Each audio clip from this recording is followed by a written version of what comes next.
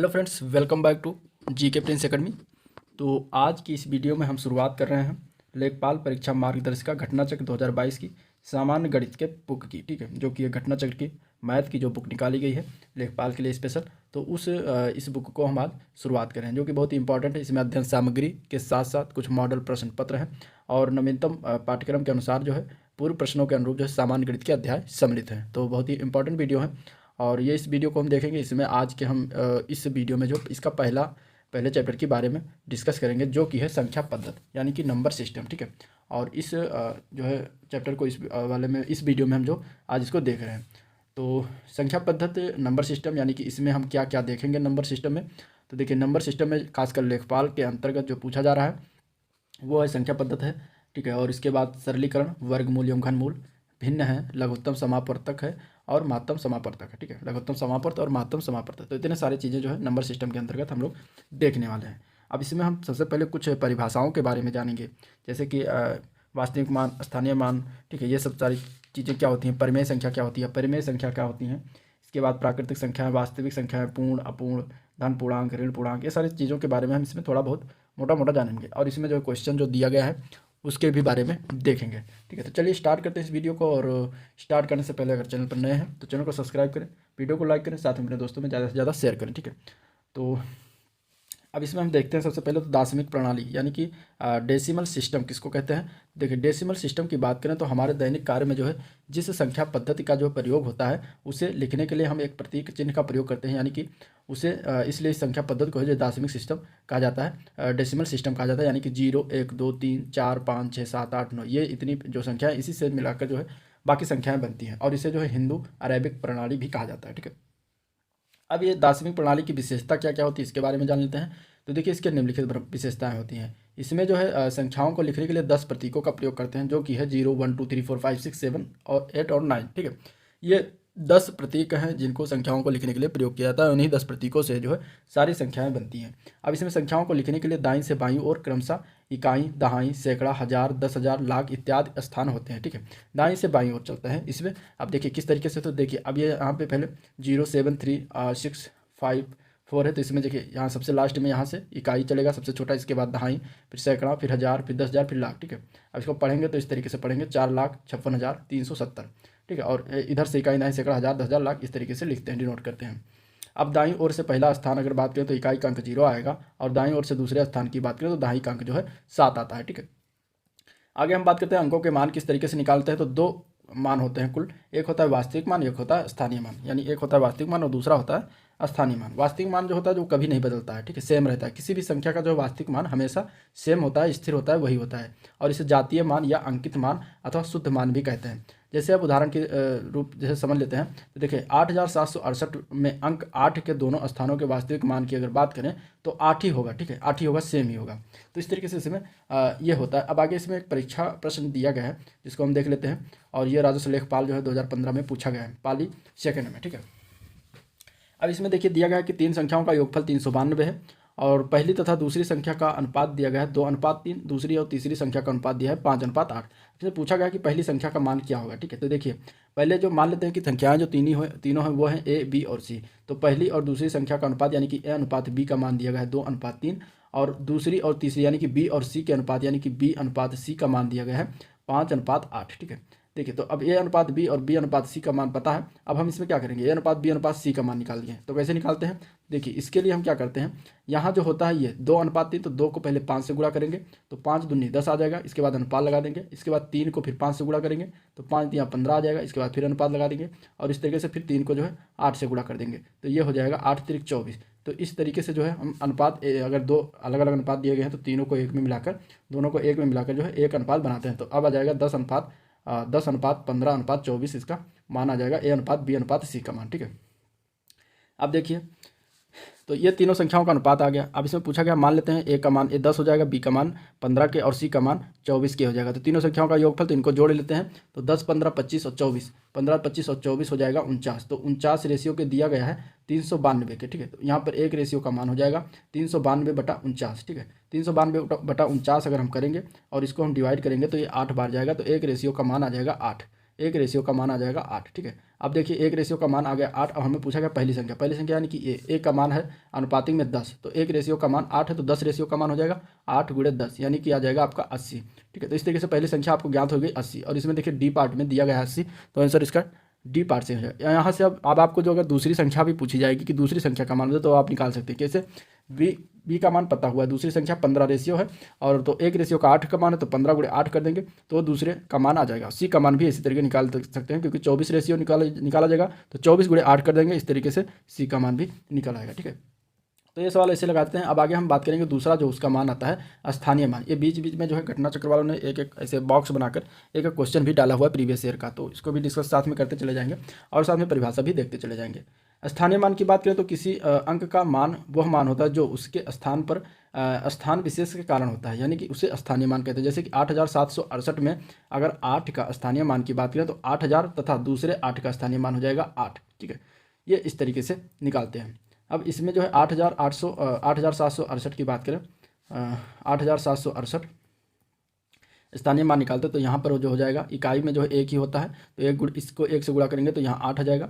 फिर इसको हम अगर 10 से गुणा करेंगे, कोई 2.5 10 का अंक होता है। ठीक है, यहाँ इस तरीके से इधर चलेंगे तो एक एक जीरो बढ़ाते चले जाएंगे, तो 10 से 6 का गुणा करेंगे तो 60 हो जाएगा, और फिर 7 को जो है 100 से गुणा करेंगे तो यह हो जाएगा 700। ठीक है, और 8 को जो है 1000 से गुणा करेंगे तो ये हो जाएगा 8000। तो इस तरीके से इसका स्थानीय मान आ गया 8000, और दूसरे 8 का स्थानीय मान हो जाएगा 8।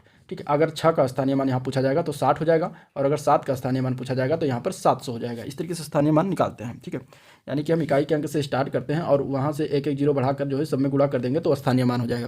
लेकिन अगर इसका जातीय मान या वास्तविक मान पूछा जाएगा तो इसका 7 होगा, इसका 6 होगा, इसका 8 होगा, इसका 8 होगा, यानी कि जो भी है वही सेम जातीय मान हो जाएगा, वह वास्तविक मान हो जाएगा। लेकिन स्थानीय मान में क्या होगा कि इकाई की तरफ से चलेंगे और दहाई सैकड़ा हज़ार में एक एक जीरो बढ़ाते चले जाएंगे और वो उसका स्थानीय मान निकलता चला जाएगा। संख्या के प्रकार देख लेते हैं। तो देखिए, संख्याओं का विभिन्न संदर्भों में अनेक प्रकारों से प्रयोग किया जाता है, और संख्या के निम्नलिखित प्रकार होते हैं। जैसे उसमें आ जाता है पहली संख्या है परिमेय संख्या, यानी कि इसको इंग्लिश में रेशनल नंबर कहते हैं। ठीक है, तो ये देखिए क्या होता है, इसकी परिभाषा की बात करें तो P/Q के रूप में लिखी जाने वाली संख्याएं जो होती है वो परिमेय संख्याएं कहलाती हैं। और जहाँ पर क्या होता है P और Q जो है पूर्णांक होता है, और Q जो है वो 0 के बराबर ना हो, यानी कि Q जो है 0 के बराबर ना हो, Q = 0, तो वो संख्याएं परिमेय संख्याएं कहलाती हैं। अब इसके कुछ एग्जाम्पल देख लेते हैं, जैसे कि 0/1 = 0।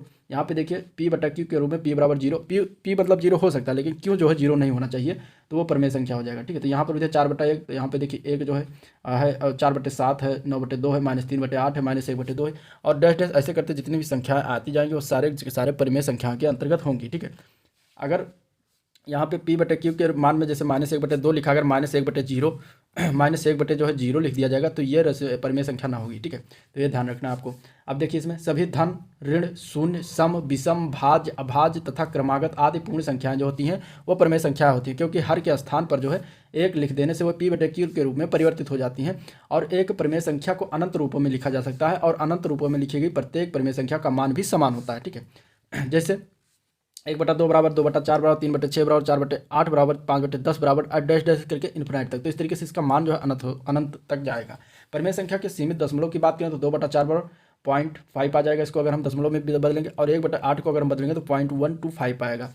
तथा आवर्त दशमलव संख्या की बात करें तो जैसे 4/3 को अगर हम डिवाइड करेंगे तो 1.3333 करके इन्फिनाइट तक जाएगा, और 1/7 को अगर हम डिवाइड करेंगे तो 0.142857, इसके बाद 142857, यानी फिर 57 के बाद जो है फिर वही मान बदल कर आ रहा है। ठीक है, तो इस तरीके से इसको क्या कहा जाता है, जो बार बार मान वही आता रहे, रिपीट होता जा रहा है, तो उसको जो है कहेंगे दशमलव संख्या या फिर आवर्तक संख्या इसको कहा जाता है। ठीक है, आवर्तक संख्या जिसको डिवाइड करने पर मान रिपीट हो जाए, उसका मान रिपीट होता रहा और अनंत तक चला जाए, इन्फिनाइट तक चला जाए, उसको आवर्तक संख्या कहेंगे। अब देखिए, दो परिमेय संख्याओं के बीच अनंत परिमेय संख्या होती है। परिभाषा जो 1 नंबर में इस तरीके से पूछा जा सकता है कि दो परिमेय संख्याओं के बीच कितनी संख्याएं परिमेय हो सकती हैं, तो अनंत होती हैं, मतलब बहुत होती हैं, बहुत सारी इन्फिनाइट होती हैं, उसका कोई गुणा भाग नहीं कि कितना होंगे।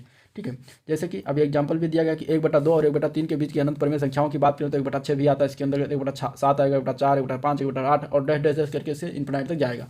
तो दो संख्याओं के बीच जो है अनंत परिमेय संख्या होती है, ये आपको याद रखना है।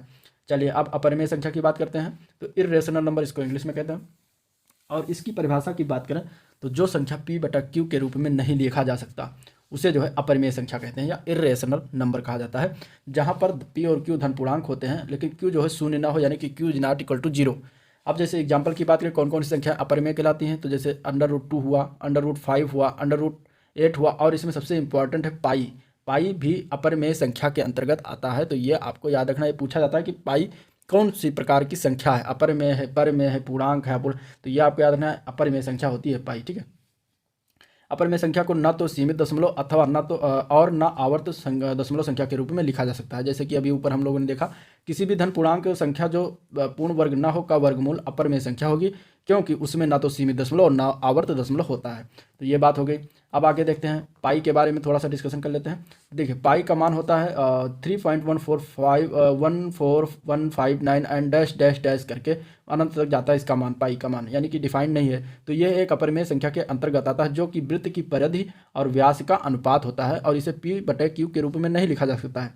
किंतु हम लोग क्या करते हैं, गणना की सुविधा के लिए जो है इसका मान जो है 22/7 प्रयोग कर लेते हैं, हालांकि ये सही नहीं है। ठीक है।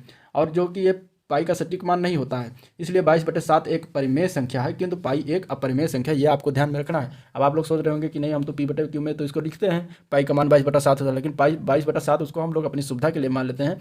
ये 22/7 जो है पाई का मान सटीक मान नहीं है। ठीक है। तो ये आपको ध्यान में रखना है, 22/7 एक परिमेय संख्या है, जबकि पाई एक अपरिमेय संख्या होगी। अब देखिए फिर ये वही प्रश्न है जो कि पूछा गया क्वेश्चन बॉक्स में दिया गया है कि तीन संख्याओं का योगफल 392 है, पहली संख्या और दूसरी का अनुपात जो है 2:3 है, और दूसरी और तीसरी का 5 अनुपात, तो तीसरी संख्या से पूछा गया। अब हम लोगों ने इसका क्या निकाला था, 5 दूनी 10 और 5 तियाँ 15, 8 त्रिक 24। ठीक है। इस तरीके से रेशियो निकाला था, तो इसको हम इसके बराबर कर दिया गया था जोड़ के 392 का, तो एक रेशियो बराबर आ गया था मान 8। ठीक है।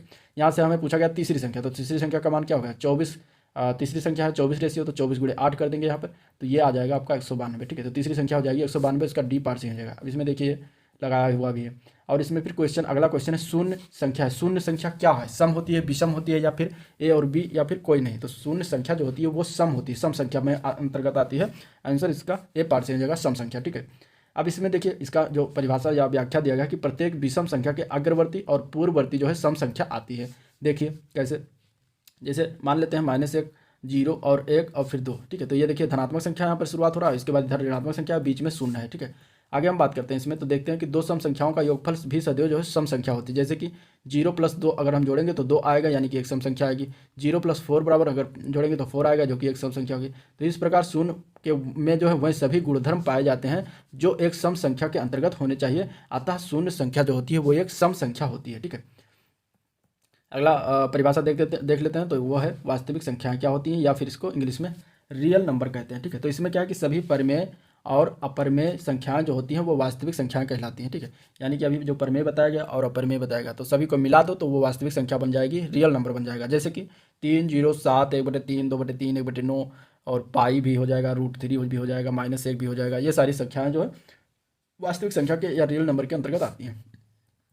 आगे हम बात करते हैं नेचुरल नंबर यानी कि प्राकृतिक संख्याओं के बारे में। तो देखिए नेचुरल नंबर या फिर प्राकृतिक संख्याओं की बात करें तो ये गणना संख्याएं जो 1 से शुरू होकर अनंत तक जाती हैं वह प्राकृतिक संख्या कहलाती हैं, और इन्हें सूक्ष्माक्षर में n अथवा स्मॉल n से प्रदर्शित करते हैं। ठीक है। यानी कि n बराबर होता है 1, 2, 3, 4, 5, 6, 7, 8, 9, तो डैश डैश करके इन्फिनाइट तक जो जाती है।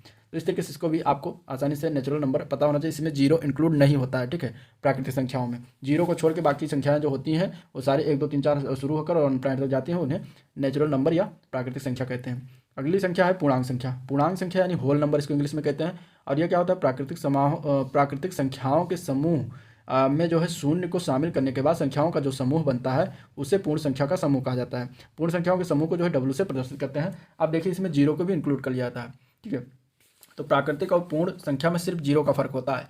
पूर्ण संख्या जब पूछा जाएगा तो 0 जो है पूर्ण संख्या के अंतर्गत आएगा। ठीक है। जबकि अगर प्राकृतिक संख्या पूछी जाएगी तो उसमें 0 को छोड़ के बाकी 1, 2, 3 से स्टार्ट होता है। तो इस तरीके से आपको याद रखना है डिफरेंस।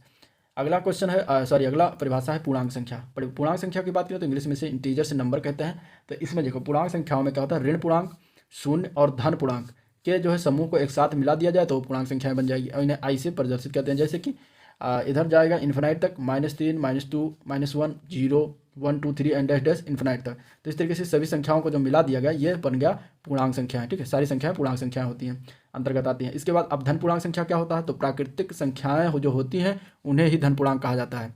ठीक है। इन्हें Z+ से प्रदर्शित करते हैं, यानी कि 1, 2, 3 और डैश डैश इन्फिनाइट तक। इसके बाद ऋण पूर्णांक संख्याओं की बात करें तो ऋण चिन्ह युक्त यानी कि नेगेटिव इंटीजर्स नंबर की बात करें तो निगेटिव प्राकृतिक संख्या यानी कि -1, -2, -3 and dash dash minus infinite तक जो है संख्या को जो है ऋण पूर्णांक कहा जाता है और इन्हें जेड माइनस से प्रेजेंट करते हैं।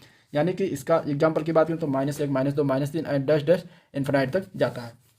ऋण पूर्णांक संख्याओं में बात करें सबसे छोटी संख्या कौन सी होती है, तो वो होती है माइनस इन्फिनाइट, ठीक है, जो कि प्राप्त ही नहीं किया जा सकता है। तथा सबसे बड़ी संख्या की बात करें ऋण पूर्णांक संख्याओं में तो -1 होती है, ये भी याद रखना है, एक नंबर में सवाल पूछा जा सकता है। जीरो की बात कर लेते हैं क्योंकि जीरो से संबंधित क्वेश्चन पूछे जाते हैं। तो इसका संकेत की बात करें तो इसको इससे लिखा जाता है और ये सबसे छोटा अंक होता है। किसी संख्या में शून्य जोड़ने अथवा घटाने पर संख्या के मान पर कोई प्रभाव नहीं पड़ता है, ठीक है, परंतु गुणा करने पर जो है गुणनफल हमेशा शून्य हो जाएगा और शून्य को किसी संख्या के बाएं लिखने पर संख्या के मान पर कोई परिवर्तन नहीं पड़ेगा। यानी कि अगर हम लिखें 02, 05 तो इसका मान कोई परिवर्तन नहीं होगा, लेकिन अगर हम दाहिने लिख देंगे तो संख्या का मान में जो है 10 गुना की बढ़ोतरी हो जाएगी। यानी कि अगर हम 2 जीरो कर देंगे तो देखो 20 हो गया, ठीक है। यानी अगर हम 5 संख्या लिखिए, अगर इसके बगल में जीरो रख देंगे दाहिने साइड में तो ये 50 हो जाएगा, यानी कि 5 का 10 गुना 50 हो गया। तो इस तरीके से आपको याद रखना है। अब देखिए नोट में दिया गया है शून्य का शून्य से गुणनफल तथा भागफल जो है अपरिभाषित होता है, ये भी आपको याद रखना है। यानी कि अगर हम शून्य से शून्य को गुणनफल करेंगे तो इसका मान अपरिभाषित होता है, ठीक है, अपरिभाषित होता है, इस मतलब कि इसको मान ज्ञात नहीं किया जा सकता है। और अगर हम जीरो को जीरो से विभाग करेंगे तब भी यही अपरिभाषित होता है, यानी कि इसका भी मान हम ज्ञात नहीं कर सकते, ठीक है। बहुत लोग लिख देते हैं जीरो का जीरो से गुणा करेंगे तो जीरो मान हो जाएगा, गलत है, जीरो का जीरो से गुणा करेंगे तो जीरो मान नहीं होता है, इसका मान अपरिभाषित होता है, ठीक है। अब बात करेंगे सम संख्या की, ठीक है। तो देखिए सम संख्या क्या होता है, तो सम संख्याएं वह संख्या होती हैं जो दो से जो है पूर्णतः विभाजित हो जाएं, सम संख्या कहलाती हैं। और ये दो प्रकार की होती हैं, धन सम संख्या और ऋण सम संख्या। धन सम संख्या यानी पॉजिटिव इवन नंबर और ऋण सम संख्या यानी कि negative even number. Positive even number की बात करें तो 2, 4, 6, 8, 10, 12 एंड डैश डैश इन्फिनाइट तक जाती है। निगेटिव इवन नंबर की बात करें तो -2, -4, -6 and dash dash minus infinite तक आती हैं। तो इस तरीके से पूर्णांक सम संख्याओं इवन नंबर की बात होगी जो दो से पूर्णतः विभाजित है, वो जो है सम संख्या कहलाती है। सम संख्याओं को जो है EN से प्रदर्शित करते हैं और सम संख्याएं पूर्ववर्ती से 2 अधिक तथा परवर्ती से 2 कम है। यानी कि सम संख्याओं में जो है 2, 4, 6 अगर हो तो देखिए पूर्ववर्ती से 2 कम, 2 अधिक और पूर्ववर्ती से 2 कम होता है, ठीक है। इस तरीके से आपको ये भी याद रखना है। आगे हम बात करते हैं, कुछ नोट है कि प्रत्येक पूर्णांक अपने पूर्ववर्ती पूर्णांक से 1 अधिक तथा अपने परिवर्ती से 1 कम होता है। किसी पूर्णांक में 1 जोड़ देने पर ठीक अगला तथा 1 घटा देने पर ठीक पूर्व वाला पूर्णांक प्राप्त होता है। क्रमागत पूर्णांकों में जो है 1 का अंतर होता है, ये आपको याद रखना है। अब बात करेंगे विषम संख्याओं की, तो देखिए ऑड नंबर इसको इंग्लिश में कहते हैं और वह संख्याएं होती हैं जो दो से पूर्णतः विभाजित नहीं होती हैं, ठीक है। और ये भी 2 प्रकार की होती है, धन विषम संख्या यानी कि पॉजिटिव ऑड नंबर और ऋण विषम संख्या यानी कि निगेटिव ऑड नंबर। देखिए तो धन विषम संख्या की बात करें तो ये 1, 3, 5, 7, 9, 11 इस टाइप की और इन्फिनाइट तक जाती हैं, अनंत तक जाती हैं। ये सारी संख्याएं जो है धन विषम संख्या कहलाती हैं, यानी कि 1 हो गया, 3 हो गया, 5 हो गया, यानी कि 1 1 छोड़ के, ठीक है। इसके बाद निगेटिव की बात करें तो इसमें माइनस लगा दिया, -1, -3, -5 इन्फिनाइट तक इन्फिनाइट तक जाती हैं। तो इस तरीके से सम विषम संख्याएं हो गई। अब आगे अगर हम बात करें तो कुछ सवाल फिर बॉक्स में आ गया जिसमें 2 सवाल दिए गए हैं। इसके बाद अगर हम इन सवालों को हम बाद में देखेंगे, पहले हम देख लेते हैं परिभाषाओं को, ठीक है। परिभाषा पूरा एक तरफ से निपटा लेते हैं। तो विषम संख्याओं को जो है ON से प्रदर्शित करते हैं और इनके बीच इनके भी बीच जो है अपनी पूर्ववर्ती तथा प्रवर्ती 2 का अंतर होता है, ठीक है। अब देखते हैं भाज्य संख्याएं। भाज्य संख्याएं जिसको कंपोजिट नंबर कहते हैं, तो वह धन संख्याएं होती हैं जो एक तथा जो है स्वयं के अलावा किसी अन्य से संख्या जो है पूर्णतः विभाजित हो जाए, उन्हें भाज्य संख्या कहते हैं। और इन्हें संयुक्त संख्याएं भी कहते हैं, जैसे कि 6, 8, 9, 10, 12 ये सभी भाज्य संख्याएं, क्योंकि ये स्वयं तथा एक के अतिरिक्त जो है अन्य संख्याओं से भी पूर्णतः विभाजित होती हैं। भाज्य संख्याओं के लिए आवश्यक है कि कम से कम 3 संख्याओं में से जो है अवश्य विभाजित हों। इन्हें जो है यौगिक संख्याएं भी कहा जाता है, ठीक है। अब जब बात करते हैं प्राइम नंबर्स यानी कि अभाज्य संख्याओं की, तो वह धन संख्याएं जो स्वयं तथा एक के अलावा किसी अन्य संख्या से पूर्णतः विभाजित ना हो, उन्हें अभाज्य संख्याएं या प्राइम नंबर कहा जाता है। जैसे कि 2, 3, 5, 7, 11। अब देखिए इसमें जो है दो क्या है, 2 सिर्फ स्वयं और 2 एक से सिर्फ विभाजित होगी और किसी से नहीं विभाजित होगी। 3 भी ऐसी ही है, अपने से और सिर्फ एक से विभाजित होगा। 5 जो संख्या है ये भी अपने से यानी कि 5 से और सिर्फ एक से विभाजित होगा। 7 भी ऐसे, 11 भी ऐसे, 13 भी है ऐसे, ठीक है। 17 भी ऐसे है, 19 भी है। तो इस तरीके से संख्याएं आती जाती हैं जिन्हें प्राइम नंबर के अंतर्गत रखा जाता है। अभाज्य संख्याओं के लिए यह आवश्यक होता है कि वह केवल 2 संख्याओं से ही विभाजित हों। 2 एक ऐसी अभाज्य संख्या है जो सम भी है, यानी कि अगर पूछा जाएगा कि ऐसी कौन सी अभाज्य संख्या है जो है सम है यानी कि इवन नंबर है, तो वो 2 है, ठीक है। और ये सबसे छोटी अभाज्य संख्या भी होती है। यह संख्या केवल जो है स्वयं से विभाजित होती, संख्या 1 जो है केवल स्वयं से विभाजित होती है। अतः यह न तो भाज्य संख्या और न ही अभाज्य संख्या है। यानी अगर हम बात करें कि 1 कौन सी संख्या है, भाज्य संख्या या भाज्य संख्या, तो 1 जो है न तो भाज्य है न तो अभाज्य है, क्योंकि संख्या 1 जो है केवल 1 से विभाजित होती है, स्वयं से विभाजित होती है। अब अगला हम बात करते हैं सह अभाज्य संख्या यानी कि को प्राइम नंबर। तो देखिए संख्याओं के ऐसे जोड़े जिनमें एक के अतिरिक्त कोई अन्य गुणनफल या उभयनिष्ठ न हो, उन्हें जो है ऐसे जोड़ों की संख्याओं को परस्पर अभाज्य संख्या अथवा सह अभाज्य संख्याएं जो है कहते हैं। जैसे कि 7 और 3 का जोड़ा की बात करें तो ये जो है इसमें एक के अतिरिक्त कोई अन्य मतलब उभयनिष्ठ गुणनखंड नहीं है, तो इस तरीके से 3 और 7 परस्पर अभाज्य या सह अभाज्य संख्याएं हो जाती हैं। अब कुछ और अभाज्य संख्या हैं जैसे कि 4 और 7, 16 और 25, 15 और 17, 27 और 32, यानी कि इन दोनों के अलावा ये और एक के अलावा और किसी से ये विभाजित नहीं होती हैं। दूसरे शब्दों में बात करें तो सह अभाज्य संख्याओं का वो समूह है जिनका मासपा यानी कि महत्तम समापवर्तक यानी कि HCF जो होता है वो एक होता है, उन्हें सह अभाज्य संख्या कहते हैं। ठीक है, सह अभाज्य संख्याओं के होने के लिए कम से कम 2 संख्याएं होना अति आवश्यक है। ठीक है, समूह की संख्याएं भाज्य अथवा अभाज्य जो है दोनों तरह की हो सकती हैं। अब आगे हम बात करते हैं शून्य संख्या के कुछ नियम की बात करें, सामान्य नियम है जिसको जानना जरूरी है। जोड़ के सिद्धांत की बात करते हैं तो ये जो है अब देखते हैं x + 0 अगर करेंगे तो उसका मान x ही हो जाएगा, जैसे कि 3 + 0 यानी कि किसी भी संख्या में अगर हम 0 को जोड़ेंगे तो उसका मान स्वयं वही होगा। ठीक है, घटाने में भी x - 0 करेंगे तो x आएगा, यानी कि 3 - 0 करेंगे तो 3 ही आएगा। गुणा करने पर x × 0 करेंगे तो वो उसका मान 0 हो जाएगा, यानी कि 3 × 0 बराबर 0, यानी 4 × 0 बराबर 0। तो इस तरीके से कोई भी संख्या को 0 से गुणा करेंगे तो उसका मान 0 हो जाएगा। ठीक है, भाग सिद्धांत में बात करते हैं तो 0/x बराबर हो जाएगा 0। ठीक है, जब x ≠ 0 यानी कि x का मान 0 के बराबर ना हो तब यह 0 मान हो जाएगा। ठीक है, यानी कि 0/3 बराबर 0, लेकिन अगर x/0 कर देंगे तो वो अपरिभाषित हो जाएगा, यानी कि 3 अगर 0 का मान निकालेंगे तो वो 0 नहीं होगा, वो अपरिभाषित हो जाएगा। ये आपको याद रखना है। आगे हम बात करते हैं घातांक का सिद्धांत। तो घातांक में देखिए 0 के नियम में 0 की पावर अगर x है तो उसका मान 0 हो जाएगा, यानी कि 0 की पावर 3 है, 0 की पावर 4 है, 0 की पावर 5 है, 0 की पावर 10,000 है तो उसका मान 0 आएगा। ठीक है, यानी कि और x की पावर अगर 0 है तो उसका मान 1 आएगा, यानी कि 3 की पावर 0 है, 4 की पावर 0 है, 10,000 की पावर 0 है, 5 की पावर 10, 20, 50 की पावर 0 तो उसका मान 1 ही आएगा। ये भी याद रखना इंपॉर्टेंट फैक्टर है। अगला वर्गमूल का सिद्धांत। तो वर्गमूल अगर हम 0 का लेंगे तो वो 0 ही आएगा। साइन के टर्म में देखते हैं तो साइन 0 का मान 0 होता है। कोसाइन के टर्म में देखते हैं तो cos 0 का मान जो है 1 होता है। टेंजेंट के टर्म में देखते हैं तो tan 0 डिग्री का मान 0 होता है। यह भी आपको याद रखना है।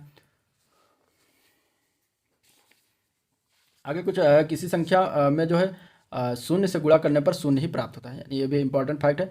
किसी संख्या में जो है शून्य से गुणा करने पर शून्य ही प्राप्त होता है, ये इंपॉर्टेंट पॉइंट है। जैसे कि माना x बराबर 1, 2, 3 इंटरस्टेट रखने पर तो 0 बराबर 0/1 बराबर 0, यानी कि 0 बराबर हो जाएगा 0 × 1 बराबर 0 हो जाएगा। ठीक है, यानी कि इसका सीधा सीधा मान लीजिए कि 2 से अगर 0 का गुणा करेंगे तो 0 आएगा, 3 से अगर 0 का गुणा करेंगे 0 आएगा। ठीक है, किसी भी संख्या से अगर हम 0 का गुणा करेंगे तो वो 0 ही आएगा।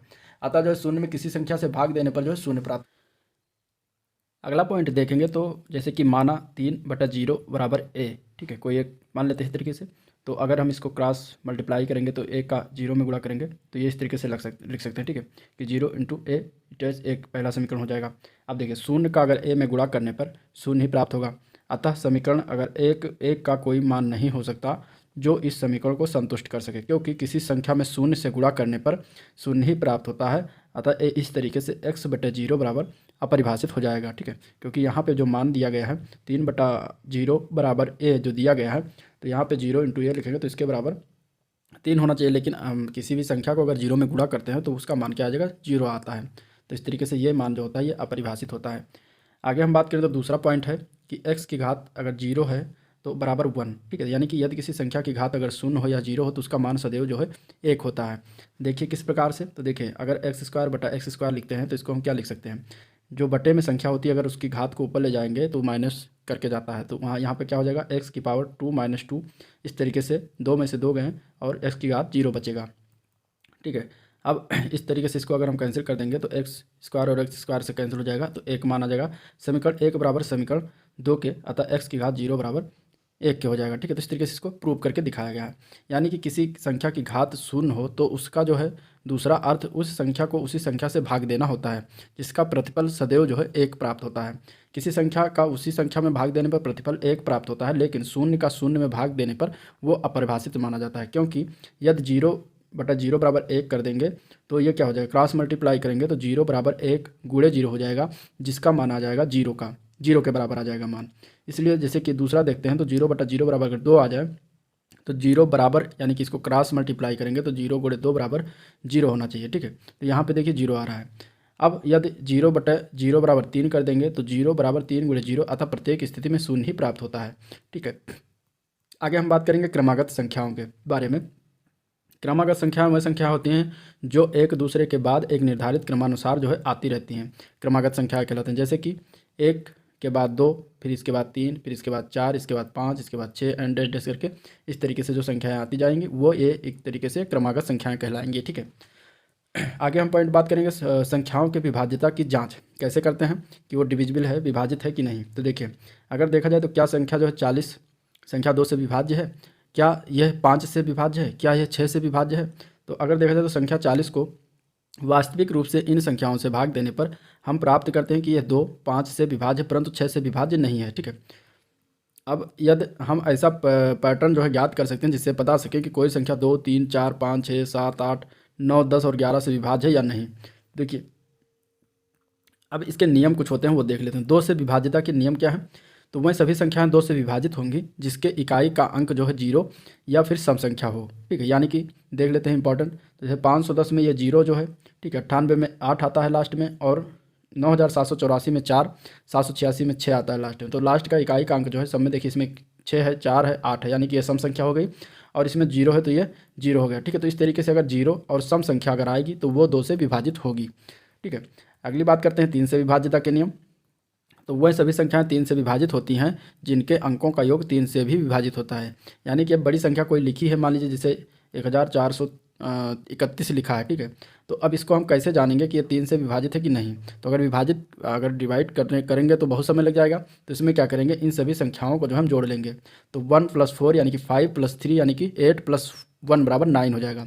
अब 9 को जो है अगर इसको 3 से डिवाइड करके देखेंगे, अगर ये कैंसिल हो जा रहा है तो ये पूरी संख्या जो है 1431 3 से डिवाइड होगी। तो 9 जो है 3 से कैंसिल हो रहा है, तो इस तरीके से 1431 जो है 3 से डिवाइड होगी।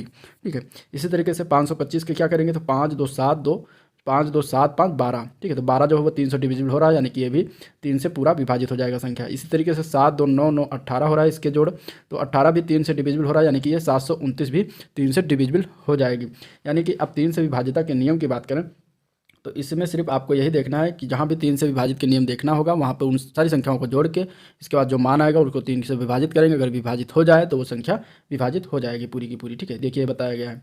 अब ये देखिए प्रश्न भी दिया गया है, किसी 2 अंकीय संख्या और उसके अंकों को उलट कर लिखने पर बनी संख्या का योगफल जो है सदैव किससे विभाजित होगा, ये बताना है। तो देखिए लगा के बताया गया है, इसमें जो है 2 अंकीय संख्या है, मान लेते हैं 10 + xy है, 10x + y है, और संख्या के अंकों को पलट कर लिखने पर तो 10y + x हो जाएगा। अब दोनों संख्याओं का योग करेंगे तो 11x + 11y आएगा, और इसमें से 11 कॉमन हो जाएगा तो 11 × x + y, यानी कि इसमें 11 में जो है 11 इसमें गुणा हो रहा है। यानी कि अगर हम 11 से इसको डिवाइड करेंगे तो ये पूरी पूरी संख्या 11 से डिवाइड हो जाएगी। तो इस तरीके से ये जो संख्या होगा कोई भी, तो वो सदैव जो है 11 से विभाजित होगा। अब इसके बाद अगला क्वेश्चन देख लेते हैं। तो ये देखिए दिया गया है, इसको हम अभी बाद में देखते हैं, पहले सारे के सारे नियम देख लेते हैं। तो 3 से विभाज्यता के नियम पता हो गया, अब 4 से विभाज्यता के नियम जान लेते हैं। तो वही सभी संख्याएं 4 से विभाजित होंगी जिनका अंतिम 2 अंक जो है इकाई व दहाई 4 से विभाजित हो अथवा दोनों अंक शून्य हो, तो वही 4 से पूरी की पूरी विभाजित हो जाएंगे। जैसे कि 2724 अंक लिखा हुआ है, तो इसमें जो 2 अंक है 24 लास्ट वाला 4 और 2, ये देखिए अगर इसको 4 से विभाजित करते हैं तो ये कैंसिल हो रहा है, यानी कि 4 को 6 बार जाएगा और 24 कैंसिल हो जाएगा, यानी कि 27 और 24 टोटल 4 से विभाजित होगा। ठीक है, इसी तरीके से अगर 1936 देखें तो इसमें लास्ट का जो 2 अंक है 36, ये भी 4 से डिवाइड हो रहा है, यानी कि ये पूरी संख्या 4 से डिवाइड होगी। ठीक है, इसी तरीके से 600 की बात करें तो लास्ट में 2 अंक जो है अगर 0 है तो वो पूरी की पूरी संख्या 4 से डिवाइड होगी। अब 600 को अगर आप डिवाइड करके देख सकते हैं 4 से, तो 4 से अगर 600 को डिवाइड करेंगे तो क्या होगा, 4 से ये 4 × 4 एक बार जाएगा, 2 बचेगा, 2 इसमें हो जाएगा 20, 4 × 5 = 20 और ये 0, यानी कि पूरा का पूरा कैंसिल हो रहा है। ठीक है, तो ये हो गया 4 के विभाजित होने के नियम। आगे हम बात करते हैं 5 से विभाजित होने के नियम। तो 5 से विभाजित होने के नियम बहुत सरल है, इकाई के अंक में 0 और अगर 5 है या फिर 0 है या फिर 5 है तो वो 5 से विभाजित होगा, यही 2 होता है। ठीक है, यानी कि लास्ट में देखिए 775 में 5 है, 910 में 0 है, 1890 में 0 है, इसके बाद 225 में 5 है। ठीक है, 5000 3825 कोई भी संख्या ले लीजिए जहाँ पे लास्ट में 5 है और 0 आता है, वो जो है संख्या 5 से हमेशा विभाजित होगी। ठीक है, अब आगे बात करेंगे 6 से डिवाइड होने के नियम। 6 से विभाज्यता के नियम की बात करें तो जो संख्या जो है कोई भी जो भी संख्या दी गई है वो अगर 2 और 3 से विभाजित हो रही, दोनों से विभाजित हो रही है, तो वो 6 से कम्प्लीटली विभाजित होगी। यानी कि जैसे मान लीजिए 96 दिया गया है, तो 96 के पहले 2 से कैंसिल करिए, तो देखिए 2 से विभाजित हो रहा है। 2 के विभाजित के नियम क्या है कि सम संख्या हो या फिर जीरो हो, तो 6 आए तो यानी कि 2 से डिविजिबल होगा, ठीक है। 3 से विभाजित के नियम क्या है कि इनकी दोनों संख्याओं का योग, यानी कि 9 6 15 को 3 से डिवाइड करेंगे तो विभाजित हो रहा है, यानी कि ये 96 संख्या 2 और 3 दोनों से विभाजित हो रहा है, यानी कि ये संख्या 6 से भी डिवाइड होगी, ठीक है। तो इस तरीके से 6 से डिविजिबल के नियम को यह निकालते हैं। आगे हम बात करते हैं 7 से विभाज्यता के नियम। तो वह सभी संख्याएं जो है 7 से विभाजित होंगी जो 6 अंकों की पुनरावृत्ति से बनी हों। जैसे कि देखिए 5 5 माने कि 1 2 3 4 5 6। अब ये 5 जो है 6 बार लिखा गया है, तो ये जो है 7 से विभाजित होगा। अब जैसे कि ये 19 है, ये भी 6 बार लिखा गया है, तो ये भी जो है 7 से विभाजित होगा। यानी कि यदि संख्या 6 की गुणज अर्थात 6 बार 12 बार हो, तो वो भी संख्या जो है 7 से विभाजित होगा। और यदि 2 अंकों की संख्या की पुनरावृत्ति 3 बार हो, तो वह संख्या 7 के अलावा 13 और 37 से भी भाज्य होगी। तो ये कुछ नियम है जो इसको जानना जरूरी है, आपका काम जो है आसान हो जाएगा और सरलता से निकल आएगा। अगले नियम की बात करते हैं, तो 8 वाले नियम के बाद 8 से वही संख्या विभाजित होगी जिसके अंतिम तीनों अंक शून्य हो अथवा अंतिम तीनों अंक जो है 8 से विभाजित होते हों। यानी कि अगर हम बात करते हैं एग्जाम्पल देखिए 9 5 4 8 8, ये कोई संख्या दी गई है। अब इसको हम कैसे जानेंगे कि 8 से पूरी विभाजित है, तो 3 अंक जो लास्ट के हैं इसको हम क्या करेंगे कि 8 से विभाजित करेंगे। 8 से विभाजित करेंगे, देखिए करते हैं 8 × 48, 8 × 8 कट रहा है, यानी कि ये पूरी की पूरी संख्या जो है 8 से विभाजित हो जाएगी। या फिर एक और नियम है कि अगर लास्ट में 3 अंक जो है 0 आते हैं तो वो भी पूरी संख्या 8 से डिविजिबल होगी, ठीक है। तो 8 के नियम हो गए। 9 से विभाज्यता के नियम की बात करें तो 9 से वही संख्याएं विभाजित होगी जिनके अंकों का योग जो है 9 से विभाजित हो।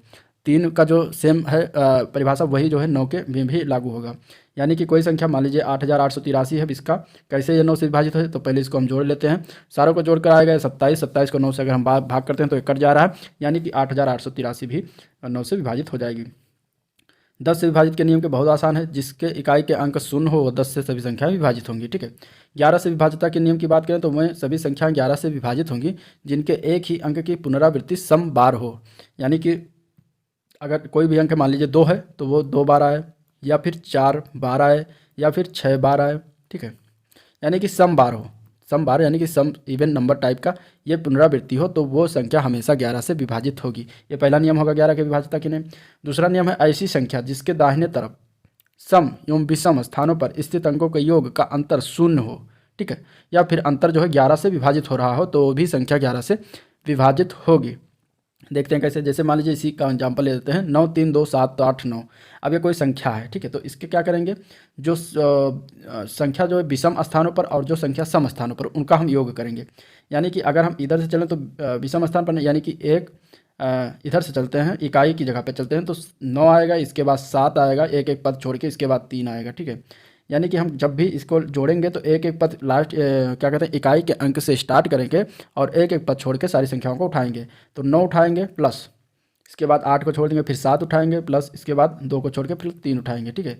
तो एक तरीके से इसको जोड़ लेंगे तो 9 7 16 3 19 आ जाएगा। अब इसके बाद जो बची हैं तो 8 बचा है, 2 बचा है और 3 बचा है। अब इसको जोड़ लेंगे तो 8 + 2 + 9, ठीक है, 8 + 2 + 9, तो 8 2 10 9 19 आ गया।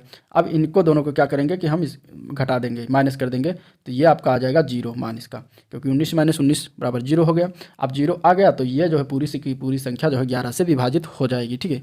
या फिर अगर 0 ना आता, यहाँ पर 11 आता, या फिर 22 आता, या फिर घटाने पर जो है 33 आता, माने कि जो 11 से विभाजित हो तो भी वो संख्या पूरी की पूरी 11 से विभाजित होगी। तो इस तरीके से कुछ नियम थे जिसको हम लोगों ने देखा गया। अब कुछ सवाल हैं प्राकृतिक संख्याओं के औसत एवं योग पर प्रश्न जो हैं। जैसे कि पहला प्रश्न है, कुछ ये सब पेट क्वेश्चन है जो कि हमेशा जो है इसको आपको आना चाहिए कि 1 से 100 तक की प्राकृतिक संख्याओं का औसत ज्ञात कीजिए, ये क्वेश्चन है, ठीक है।